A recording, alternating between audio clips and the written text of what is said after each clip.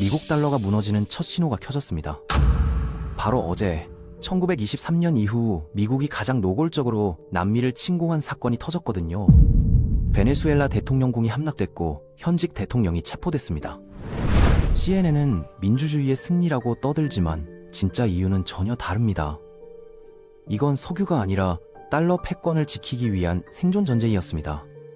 지금 이 순간에도 월스트리트는 환호하고 있고 베이징과 모스크바는 긴급 회의 중입니다. 왜 하필 지금이었는지 그 뒤에 숨겨진 섬뜩한 진실을 지금부터 낱낱이 파헤쳐 보겠습니다.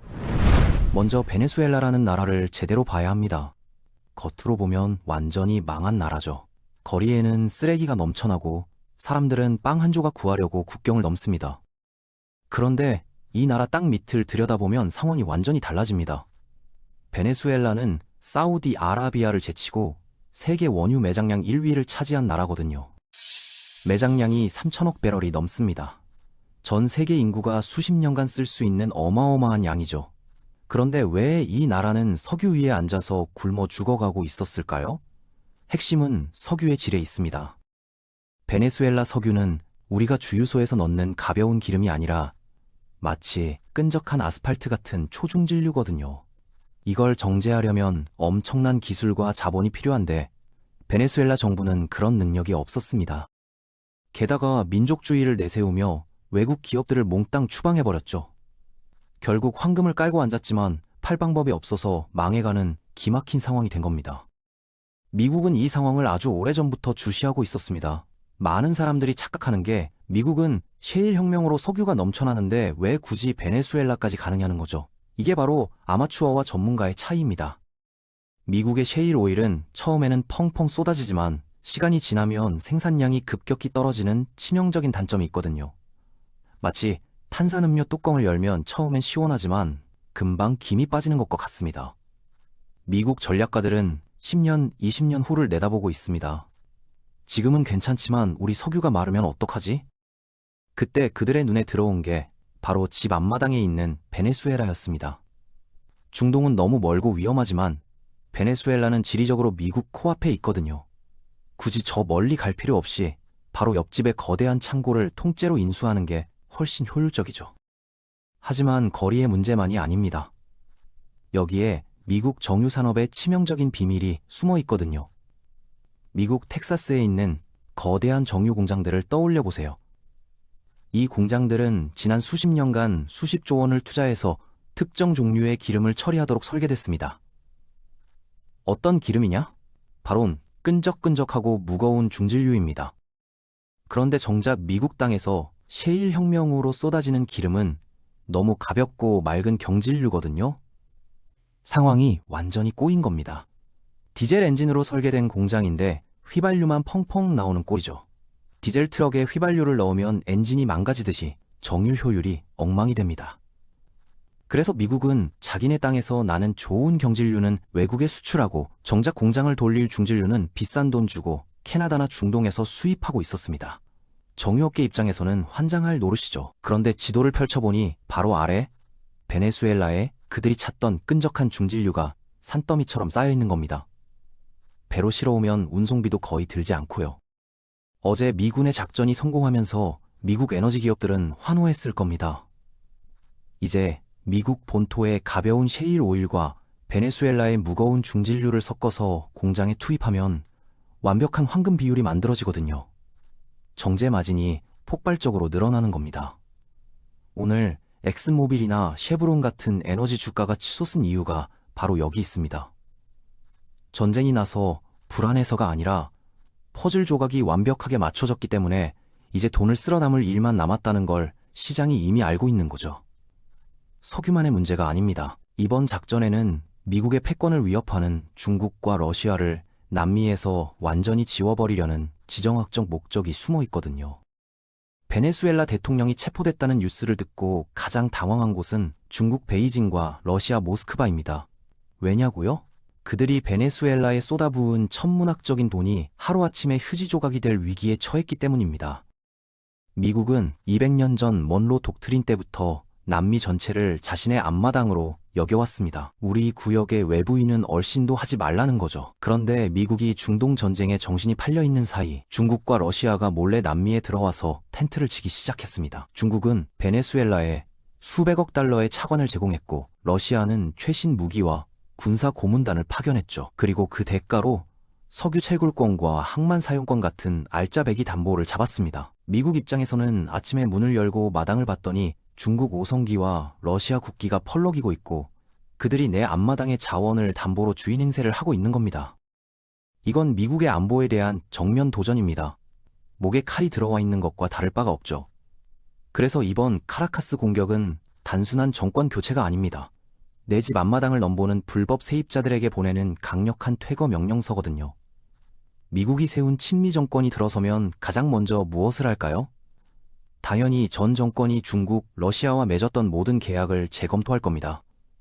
그건 독재 정권과 맺은 불법 계약이니 우린 모른다. 돈 받고 싶으면 감옥에 있는 전 대통령한테 가서 받으라고 나올 거죠. 중국과 러시아가 투자한 수백억 달러의 채권은 공중분해되고 남미에서의 거점도 잃게 됩니다.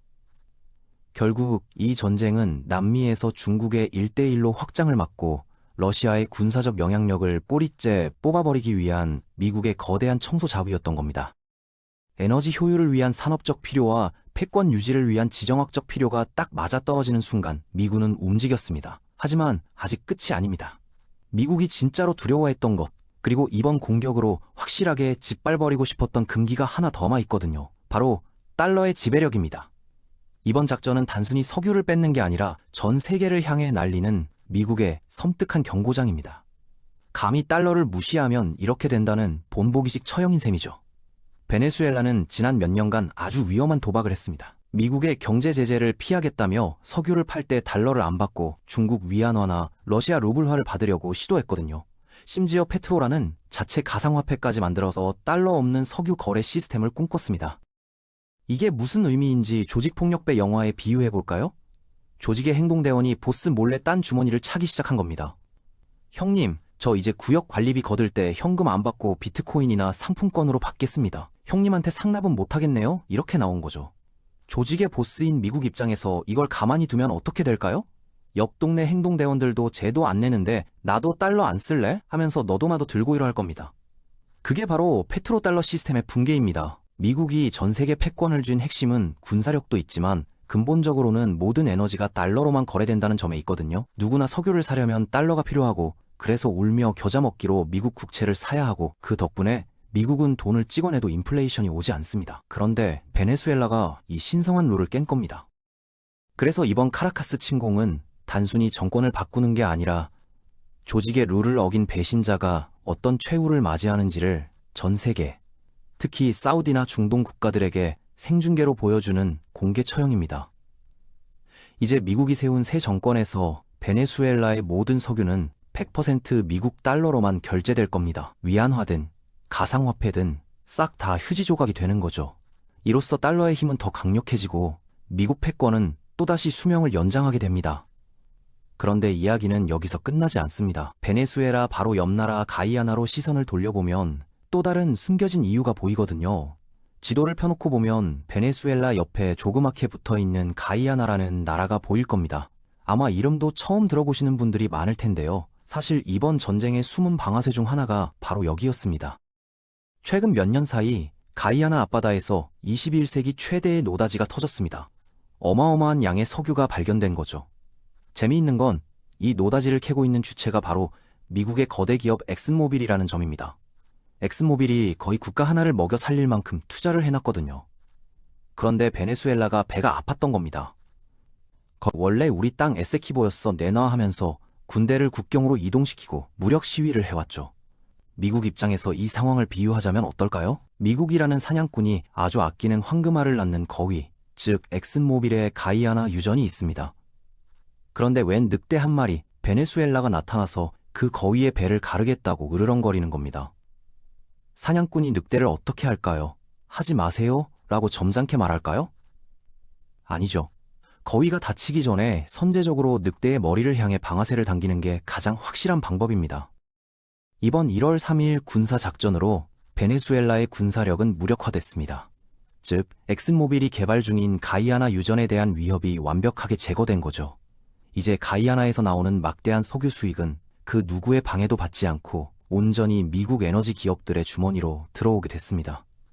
베네수엘라 유전도 먹고 옆 나라 가이아나 유전의 안전도 지키고 미국 입장에서는 그야말로 1타 2피, 닭 잡아먹고 알까지 챙기는 완벽한 시나리오가 완성된 셈입니다. 그리고 마지막 장면이 남았습니다. 이 모든 비극과 파괴가 끝난 뒤에 찾아올 진짜 돈잔치 이야기거든요. 전쟁은 참혹하지만 경제적으로 보면 아주 거대한 비즈니스 기회이기도 합니다. 바로 재건 사업이죠. 지금 카라카스는 미군의 정밀 타격과 시가전으로 인해 주요 인프라가 박살이 났을 겁니다. 도로, 항만, 통신, 그리고 가장 중요한 정유시설까지 말이죠. 이걸 누가시 지을까요? 베네수엘라 건설사들은 돈도 기술도 없어서 못합니다. 결국 미국의 박텔이나 할리버튼 같은 거대 건설 엔지니어링 기업들이 우리가 도와줄게 하며 들어올 겁니다. 이 상황을 아주 얄밉지만 정확한 비유로 설명해 드리겠습니다. 동네 힘센 형이 말 안 듣는 동생을 흠씬 두들겨 팹니다. 이게 1단계 전쟁입니다. 그러고 나서 피투성이가 된 동생에게 약을 발라주며 이렇게 말합니다. 많이 아프지? 내가 치료해 줄게. 이게 2단계 재건 지원입니다. 그런데 마지막에 계산서를 내밉니다. 자, 치료비랑 병원비 청구서야. 앞으로 네가 벌어올 월급, 즉 석유 수익에서 자동으로 빠져나갈 거다. 이게 바로 전쟁 후 벌어지는 병 주고 약 주고 그리고 병원비까지 청구하기 전략입니다. 미국 군산복합체는 전쟁 중에 쌓여있던 미사일 재고를 소진해서 돈을 벌고 전쟁이 끝나면 건설사들이 들어가서 도시를 다시 세우며 돈을 법니다. 그리고 그 비용은 고스란히 베네수엘라의 미래 석유를 담보로 지불하게 되죠. 결국 베네수엘라 경제는 앞으로 수십 년간 미국 기업들에게 종속될 수밖에 없는 구조가 오늘 이 전쟁으로 확정된 겁니다. 역사는 늘 승자의 기록으로 남습니다.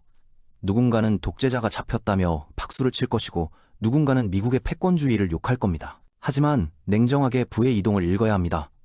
오늘 이 사건으로 인해 에너지 패권은 다시 미국으로 완벽하게 넘어왔거든요. 정유 주식, 방산 주식, 그리고 건설 주식으로 이어지는 거대한 자금의 흐름이 보이시나요? 세상은 도덕책처럼 흘러가지 않습니다. 힘과 이익, 그리고 철저한 돈의 논리로 움직입니다. 지금 멍하니 뉴스만 보고 있을 때가 아닙니다. 남들이 전쟁 났다 하고 공포에 떨 때 우리는 그 자욱한 포연 속에 숨겨진 황금방석의 주인이 누구로 바뀌었는지 그리고 그 수혜를 누가 입을지 계산기를 두드려야 할 때입니다. 베네수엘라 사태는 단순한 한 나라의 비극이 아닙니다. 이건 앞으로 10년, 20년 동안 세계 에너지 판도를 결정지을 거대한 판짜기의 시작이었거든요. 미국은 이제 중동에 대한 의존도를 낮추고 집 앞마당에서 안정적으로 에너지를 공급받을 수 있는 시스템을 구축했습니다. 중국과 러시아는 남미에서 발판을 잃었고 달러 패권은 더욱 공고해졌습니다. 이 모든 퍼즐 조각이 딱딱 맞아떨어지는 순간 미국의 전략가들은 미소를 지었을 겁니다. 투자자의 관점에서 보면 지금부터가 진짜 시작입니다. 베네수엘라 재건에 투입될 미국 건설 기업들의 주가는 앞으로 몇 년간 우상향할 가능성이 높습니다. 베네수엘라 석유를 정제할 미국 정유사들의 마진도 폭발적으로 늘어날 겁니다. 군수 기업들은 소진된 무기를 재보충하기 위해 정부로부터 주문을 받을 테고요. 이게 바로 전쟁 경제의 냉혹한 현실입니다. 누군가의 비극은 누군가에게는 기회가 되는 거죠. 물론 도덕적으로 옳지 않다고 생각할 수도 있습니다. 하지만 시장은 도덕으로 움직이지 않습니다. 자본의 흐름을 읽고 그에 맞춰 움직이는 사람만이 살아남는 곳이거든요. 지금 이 순간에도 월스트리트의 펀드 매니저들은 포트폴리오를 재조정하고 있을 겁니다. 에너지 센터 비중을 늘리고 방산주를 담고 건설주에 눈독을 들이면서 말이죠. 역사를 되돌아보면 미국은 늘 이런 식으로 패권을 유지해 왔습니다. 1991년 걸프전도, 2003년 이라크 전쟁도 겉으로는 정의와 민주주의를 내세웠지만 속을 들여다보면 석유와 달러 패권이 핵심이었죠. 이번 베네수엘라 사태도 마찬가지입니다. 100년 뒤 역사책에는 어떻게 기록될까요? 아마 독재자를 제거하고 민주주의를 회복시킨 정의로운 작전으로 남을지도 모릅니다. 하지만 진실을 아는 사람들은 이게 에너지 패권과 달러 지배력을 지키기 위한 냉혹한 전략이었다는 걸 알고 있을 겁니다. 세상은 힘 있는 자의 논리로 돌아갑니다. 미국이 힘이 있으니 규칙을 만들고 그 규칙을 어기는 자를 처벌하는 거죠. 베네수엘라는 그 규칙을 어겼고 대가를 치렀습니다. 앞으로 다른 나라들은 어떻게 할까요? 사우디아라비아는 몇 년 전부터 달러 외에 다른 통화로도 석유를 팔겠다는 말을 슬쩍슬쩍 꺼내고 있었습니다. 하지만 이번 베네수엘라 사태를 보고 나면 생각이 달라질 겁니다. 저렇게 되는구나. 우리도 조심해야겠다. 이게 바로 미국이 노린 효과입니다. 한 명을 처벌해서 100명을 경고하는 거죠. 중국과 러시아도 마찬가지입니다. 이번 사태로 남미에서 막대한 손실을 입었지만 함부로 반격하기 어렵습니다. 미국의 군사력 앞에서는 경제 보복 정도가 고작이거든요. 그리고 미국은 그 정도는 충분히 감당할 수 있습니다. 결국 판은 미국이 원하는 대로 짜였고 앞으로도 한동안은 이 구도가 유지될 겁니다. 우리 같은 개인 투자자들은 이 거대한 흐름 속에서 어떻게 살아남아야 할까요? 감정에 휘둘리지 말고 냉정하게 판단해야 합니다. 전쟁이 나면 방산주가 오르고 재건이 시작되면 건설주가 오르고 에너지 패권이 재편되면 정유주가 오릅니다. 이건 도덕의 문제가 아니라 시장의 원리거든요. 물론 전쟁으로 고통받는 사람들을 생각하면 마음이 아픕니다. 하지만 우리가 투자를 안 한다고 전쟁이 멈추는 건 아니잖아요. 오히려 그 흐름을 읽고 현명하게 대처하는 게 우리 자산을 지키는 길입니다. 세상은 공평하지 않습니다. 힘 있는 자가 룰을 만들고 그 룰 안에서 우리는 최선을 다해야 하는 거죠. 베네수엘라 사태는 끝났지만 그 여파는 이제부터 시작입니다. 미국 에너지 기업들의 실적 발표를 주목해야 하고 재건 사업에 참여하는 건설사들의 수주 소식을 귀담아 들어야 합니다. 방산 기업들의 재고 보충 계약도 체크해야 하고요. 이 모든 정보를 종합해서 포트폴리오를 구성하는 게 현명한 투자자의 자세입니다. 뉴스에서 독재자가 잡혔다고 떠들 때 우리는 그 뒤에 숨겨진 돈의 흐름을 봐야 합니다. 언론이 민주주의의 승리라고 외칠 때 우리는 진짜 승자인지 계산해야 하죠. 이게 바로 투자자의 눈입니다. 21세기는 에너지 전쟁의 시대입니다. 화석 연료가 점점 고갈되고 신재생 에너지로의 정화는 더디게 진행되는 상황에서 남아있는 석유를 누가 차지하느냐가 패권을 결정할 겁니다. 미국은 그걸 잘 알고 있습니다. 그래서 중동에서 손을 떼는 대신 집 앞마당인 남미를 완벽하게 장악하려는 거죠. 베네수엘라는 그 첫 단추였을 뿐입니다. 앞으로 다른 남미 국가들도 비슷한 압박을 가능성이 높습니다. 특히 중국과 가까운 나라들은 요주의상이 될 거고요. 미국의 앞마당에서는 미국 말을 들어야 산다는 메시지가 명확하게 전달된 셈입니다. 결국 오늘 우리가 목격한 건 단순한 한 나라의 정권 교체가 아닙니다. 이건 미국 패권의 재확인이자 달러 시스템의 공고화이자 에너지 판도의 재편입니다. 거대한 역사의 톱니바퀴가 돌아가는 순간을 우리는 실시간으로 보고 있는 거죠. 이 흐름을 읽고 대응하는 자만이 다가올 시대에 살아남을 수 있습니다. 공포에 떨며 현금만 쥐고 있을 것인가, 아니면 변화를 기회로 만들 것인가. 선택은 여러분의 몫입니다. 세상은 변하고 있고 판은 다시 짜이고 있습니다. 이 거대한 물결 속에서 여러분은 어떤 전략을 세우시겠습니까?